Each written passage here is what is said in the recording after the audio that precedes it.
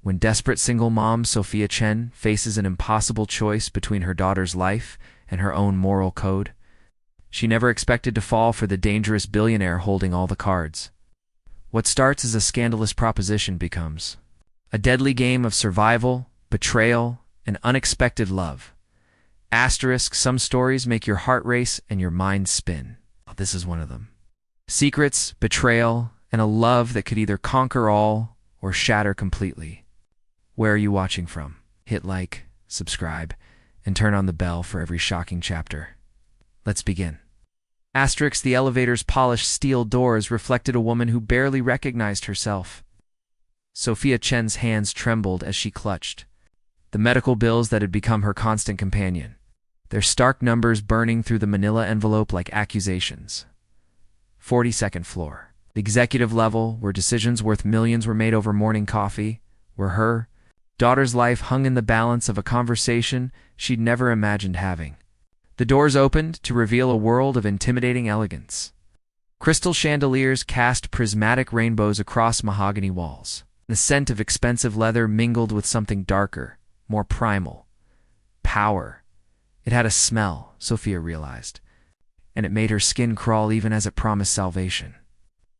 The voice came from behind massive floor-to-ceiling windows that framed Manhattan like a living painting. Nicholas Harrington didn't turn around immediately, his silhouette sharp against the morning light. When he finally faced her, Sophia's breath caught. At 35, he possessed the kind of presence that commanded attention without effort. Dark hair, gray eyes that seemed to dissect everything they observed, and a smile that promised either paradise or destruction. "Mr. Harrington?" She forced steel into her voice, though her legs felt liquid. "Thank you for agreeing to meet with me." He gestured to the leather chair across from his desk, but remained standing, circling, like a predator assessing prey. "I've reviewed your file extensively. 4 years with the company. Profits increased by 40% in your division alone." Impressive work. Sophia's prepared speech about promotions and salary increases died in her throat. Something in his tone suggested this conversation would venture into territory she hadn't mapped. However, Nicholas continued, moving closer. "I believe in alternative compensation structures. Traditional hierarchies bore me." He perched on the edge of his desk, close enough that she could smell his cologne, feel the heat radiating from his body. "Your daughter's medical situation creates an interesting dynamic." Ice formed in Sophia's veins. "I'm not sure what you mean. Emma, isn't it? 8 years old. Rare heart defect requiring surgery within the next month." His gray eyes never left her face. $60,000. "More than you earn in 2 years. The medical bills crinkled in her grip. "What do you know about my daughter?" Nicholas smiled, and the expression transformed his face from businessman to something far more dangerous. "I make it my business to know everything about my employees, especially the ones who interest me." "What do you want?" The question escaped before she could stop it. He stood slowly, deliberately invading her personal space. "One evening, dinner, conversation, and whatever develops naturally between two consenting adults. In return, I'll authorize your promotion and a signing bonus that covers Emma's surgery completely." The office seemed to tilt. Sophia gripped the chair arms, her knuckles white against the black leather. "That's sexual harassment." "It's a proposition." "Between adults," he corrected smoothly. "You're free to decline. Though I should mention that budget restructuring might eliminate several positions in your department within the next quarter." The threat hung between them like smoke. Sophia's phone buzzed against her leg, Emma's photo lighting up the screen. Her daughter's pale face, those trusting brown eyes that held such hope for the future. "I need time to consider this," she whispered. Nicholas returned to his chair with casual confidence. "Of course, but don't take too long. Opportunities like this have expiration dates." He leaned back, fingers steepled. "Your daughter's condition doesn't wait for anyone's moral certainties." Sophia stood on unsteady legs, the manila envelope crackling against her chest. As she reached the door, his voice stopped her cold. "Sophia." The way he said her name made it sound like a caress and a threat combined. "I'll be expecting your answer by tomorrow evening." The elevator doors closed on his knowing smile. Sophia realized she was falling into an abyss. where the only way out might destroy everything she believed about herself. The company library smelled of old paper. In desperation, Sophia's fingers flew across the keyboard, searching through business databases for anything about Nicholas Harrington that might give her leverage, or at least understanding. What she found chilled her more than his proposition. 5 years ago, Nicholas Harrington hadn't existed. No college records, no family history, no social media presence beyond carefully curated business profiles. He'd materialized into the financial world like smoke given form. Armed with unlimited capital and an intuitive understanding of market psychology that bordered on supernatural. Finding anything interesting? James Parker's voice made her jump. Her closest friend at Harrington Industries settled into the chair beside her, his weathered face creased with concern. At 40, he carried the weight of 3 children and a mortgage, but his eyes held genuine warmth. Just researching our new CEO, she lied, closing the browser window. Trying to understand his management style, James snorted. Management style? More like psychological warfare? Did you hear about the restructuring notice? Sophia's blood turned to ice water. What restructuring notice? Came down this morning. 3 positions eliminated in our division by month's end. Performance-based evaluations? James's expression darkened. This feels deliberately calculated, if you ask me. The timing couldn't be coincidental. Nicholas was tightening the screws, demonstrating his power to control not just her immediate situation but her entire future. Accept his offer or lose everything. I have to go, Sophia whispered, gathering her things. Hey, James caught her arm gently. Whatever's going on, you don't have to face it alone. Some of us still believe in doing the right thing. If only he knew how complicated the right thing had become. That evening, Sophia knelt beside Emma's bed, listening to her daughter's labored breathing. The 8-year-old's face held the peaceful innocence of sleep, but her lips carried a blue tinge that made Sophia's heart clench with terror. Mama's going to fix this, she whispered, smoothing Emma's dark hair. I promise. Her phone buzzed. A text from an unknown number. The restaurant is La Bernardine. Tomorrow, 8 p.m. Don't disappoint me. Sophia stared at the message until the screen went dark, seeing her reflection superimposed over the words.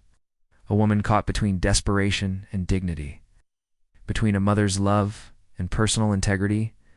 The next evening arrived with cruel inevitability. Sophia stood before her bedroom mirror, wearing the only dress that didn't scream discount department store. Her mother's voice echoed from the living room, reading Emma a bedtime story. The sound nearly broke her resolve. Margaret Chen appeared in the doorway, her weathered hands folding a dish towel with mechanical precision. You look beautiful, sweetheart.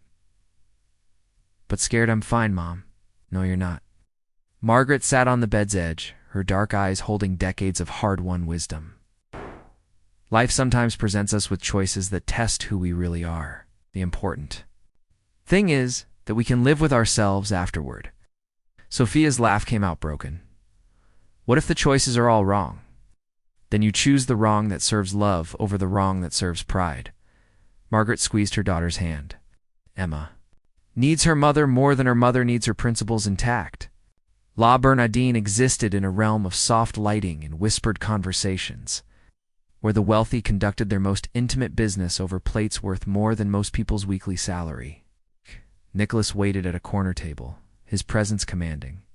Even in the subdued atmosphere, he stood as she approached, and Sophia noticed he moved with a predator's fluid grace. You came, he said, pulling out her chair. Did I have a choice? The words carried more bitterness than she'd intended. There's always a choice. His gray eyes studied her face. The question is whether you're strong enough to make the hard one. The waiter brought wine she hadn't ordered, vintage that probably cost more than her monthly rent. Nicholas raised his glass. 2 new beginnings. 2 survival, Sophia countered, but she drank. The conversation started as verbal chess, each testing the other's boundaries. Nicholas spoke of business with the passion other men reserved for lovers, describing market fluctuations like poetry. But beneath his cultured exterior, Sophia glimpsed something raw and damaged. You didn't grow up with money, she observed. During the main course, Nicholas's fork paused halfway to his mouth. What makes you say that? The way you appreciate things?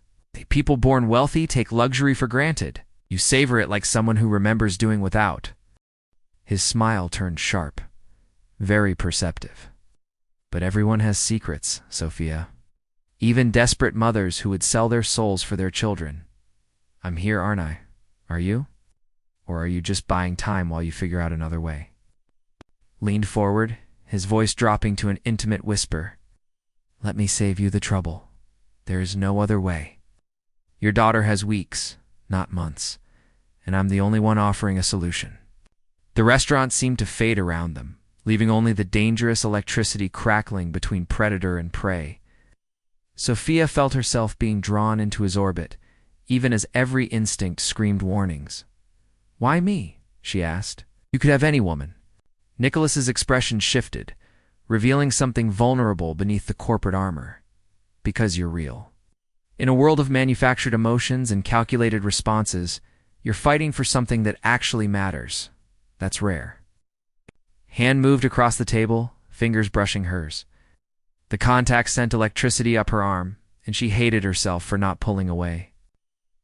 One night, he said softly, one evening, where we both stop pretending we're not attracted to each other, where you stop thinking of me as the enemy, and I stop thinking of you as just another employee.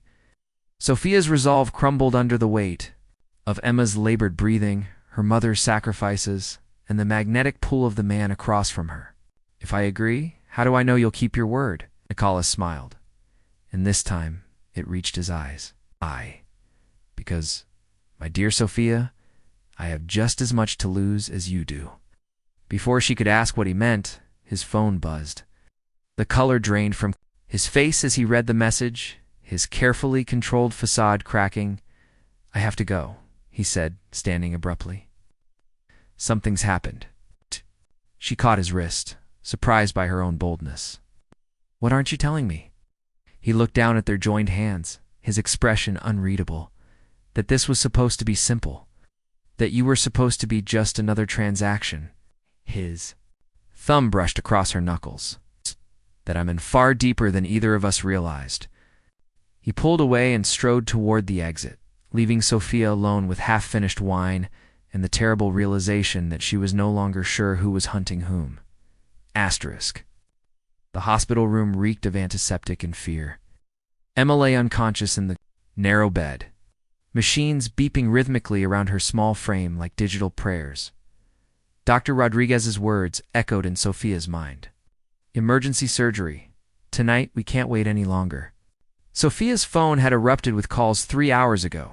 Emma collapsed at school during recess, her lips blue, her breathing shallow.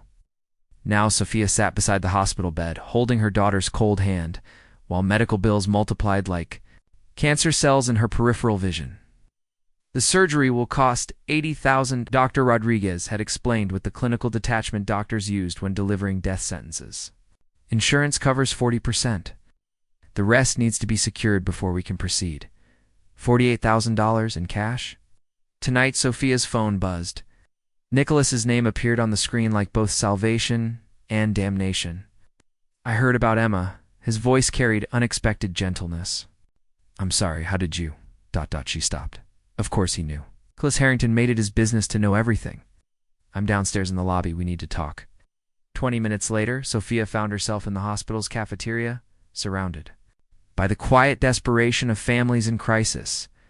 Nicholas sat across from her, his usual corporate armor replaced by jeans and a rumpled shirt. He looked younger, more human, and somehow more dangerous because of it.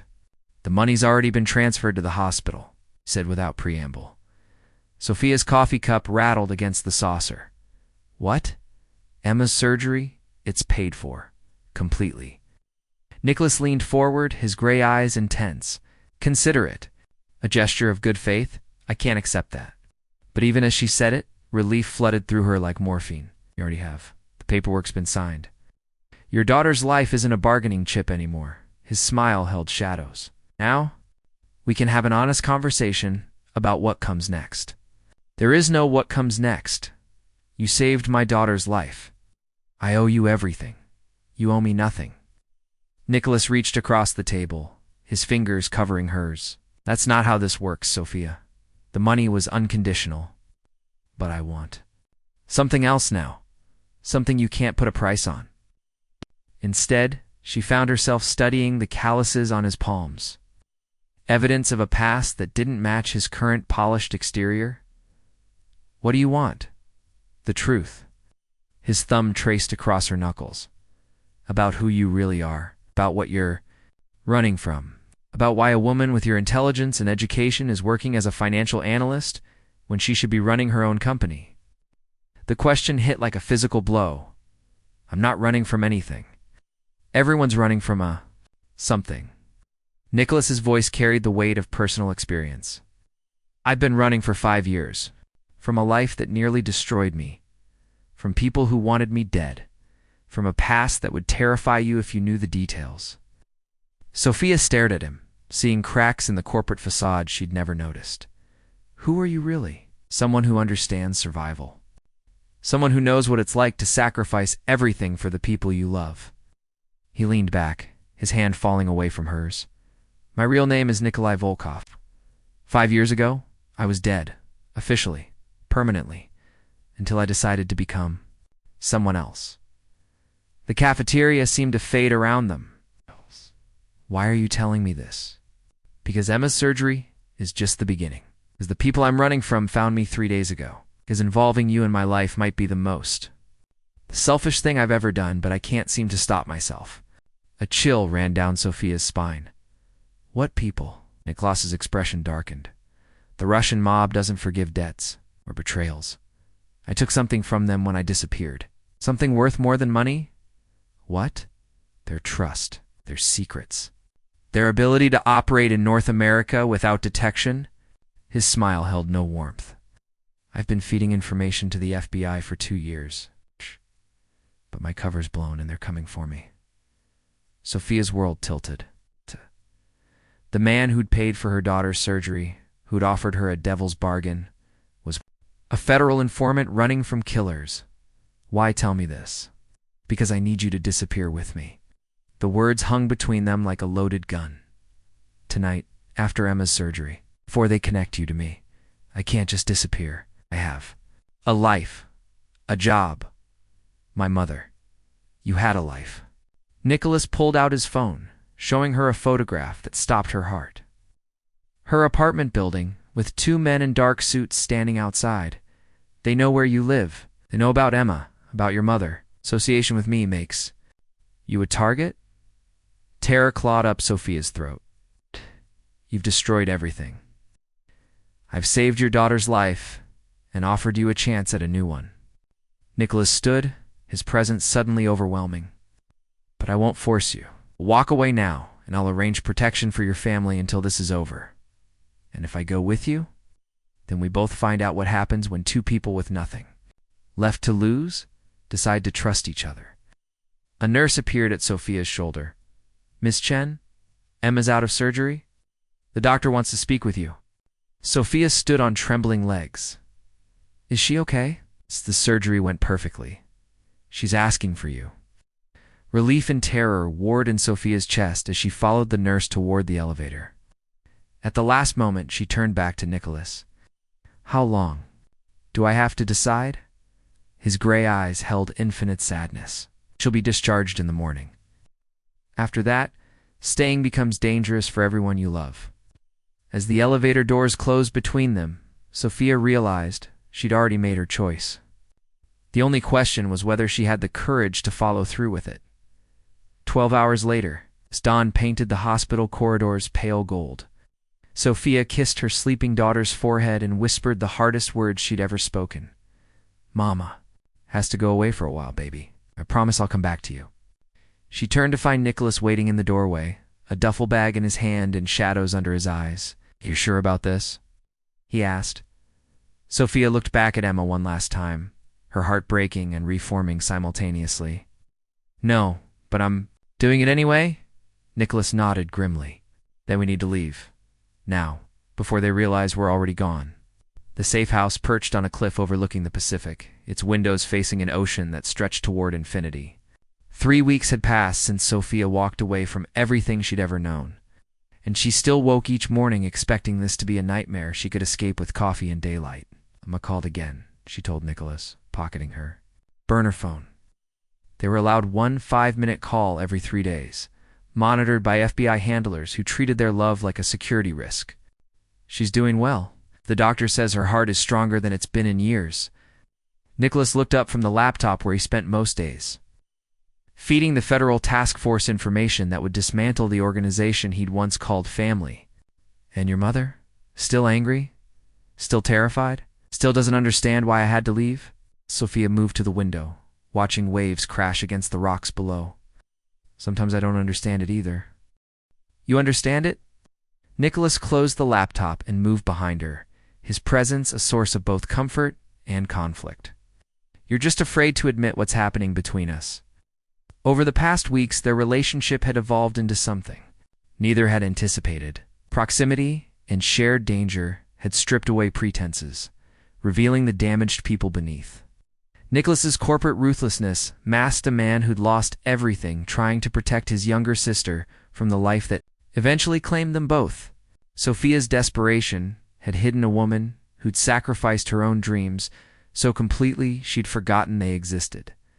"What is happening between us?" she asked, not turning around. "You know what?" His hands settled on her shoulders and she leaned back against his chest, despite every rational objection. "The question is whether you're brave enough to stop fighting it." Sophia turned in his arms, studying the face that had become as familiar as her own reflection. "This isn't real life, Nicholas. This is survival mode. We're trauma bonding over impossible circumstances. Stop hiding behind psychology textbooks." His thumb traced the line of her jaw. "What do you feel when you look at me?" "Terrified," she whispered.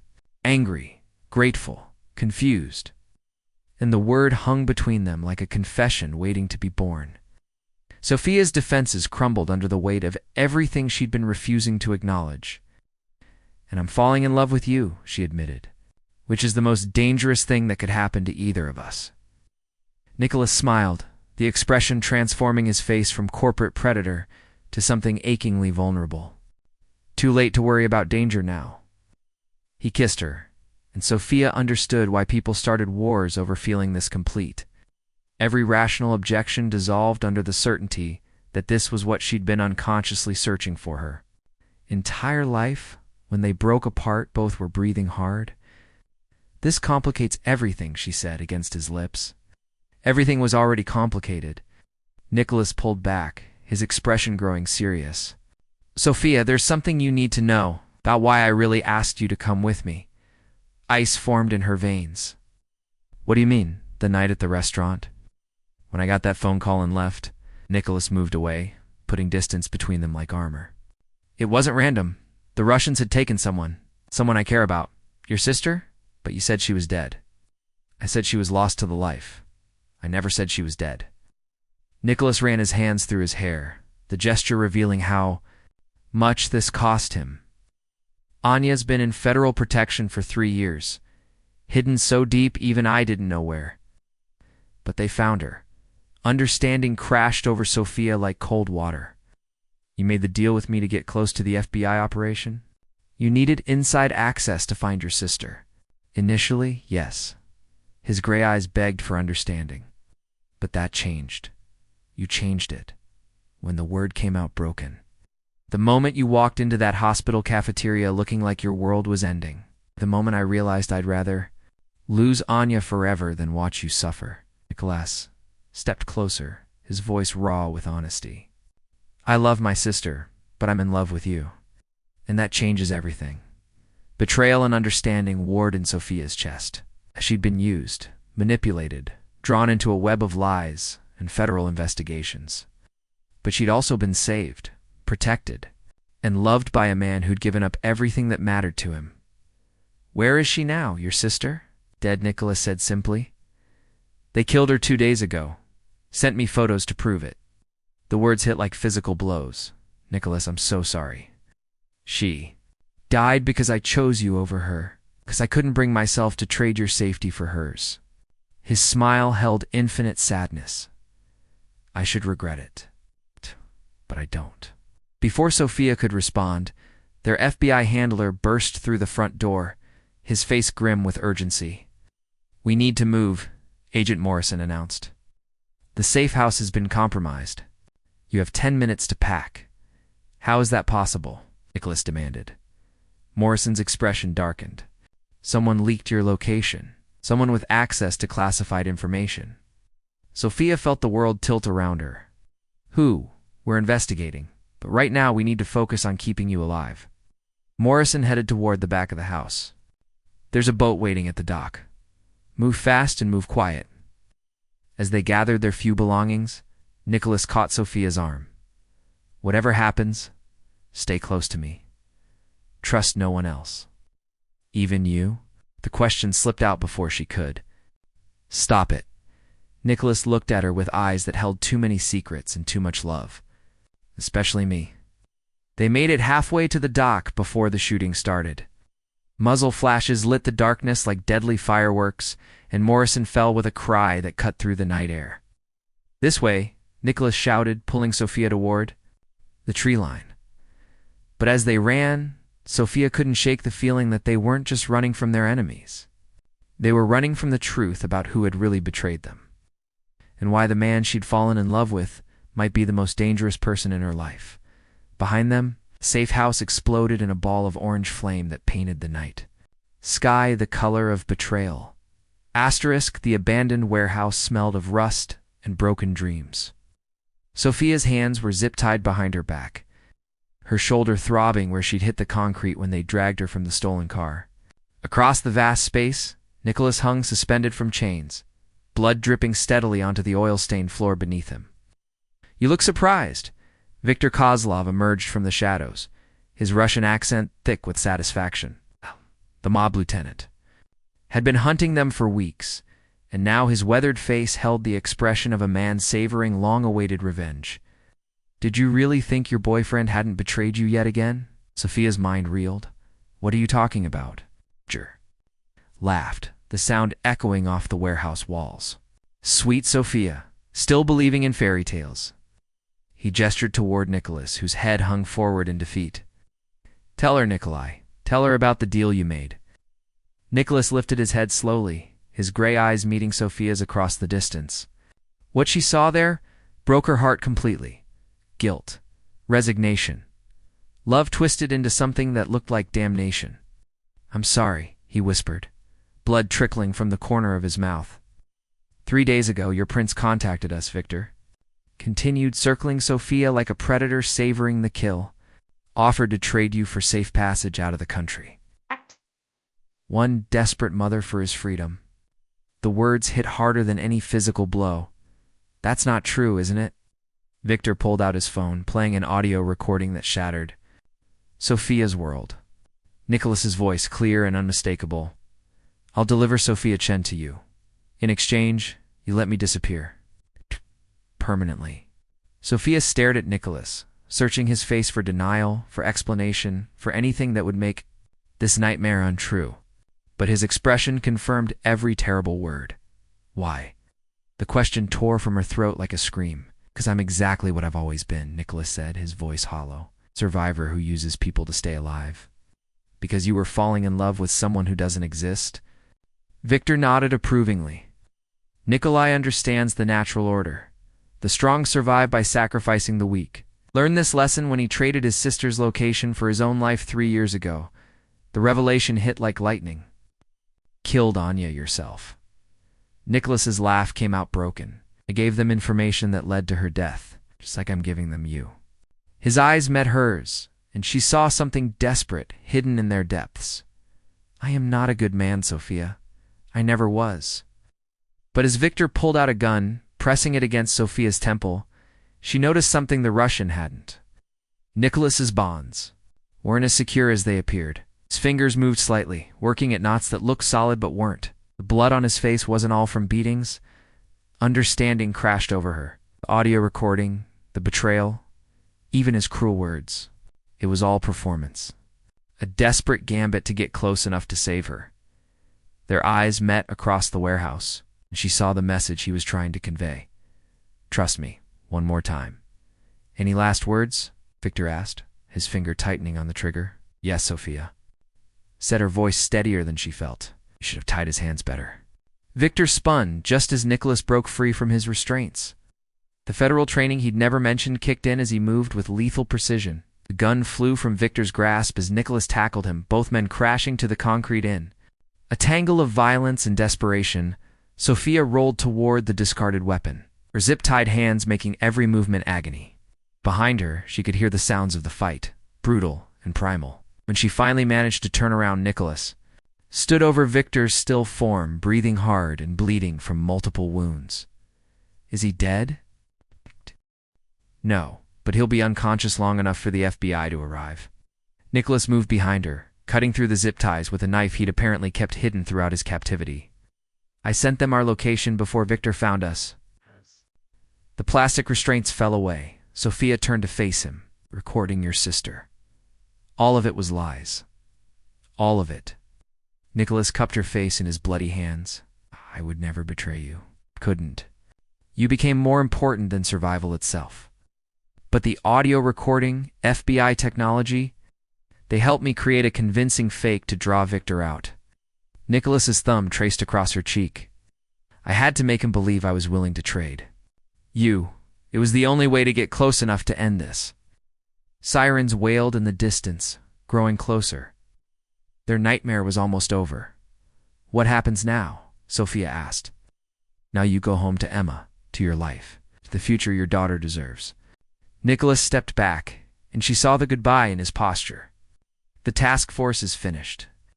My testimony will put away the entire organization. But I'll be in federal protection for the rest of my life. Then I'll go with you.